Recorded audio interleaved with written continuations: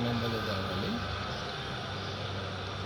आणि लगेच कामाला लागावं असं मला वाटतं. म्हणून पहिली गोष्ट मी